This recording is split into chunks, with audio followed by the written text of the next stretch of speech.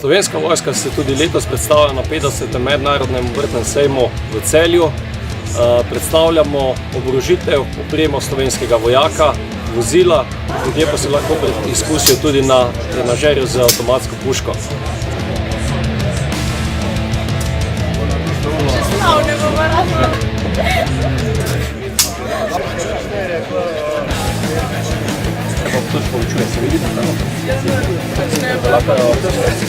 Leže se strela.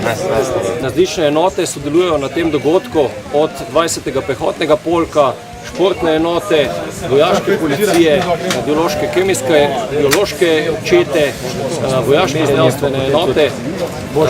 Predstavljamo možnosti vključevanja v Slovensko vojsko, predvsem na poudarku na zaposlitvi in prostovoljnem služenju vojaškega roka.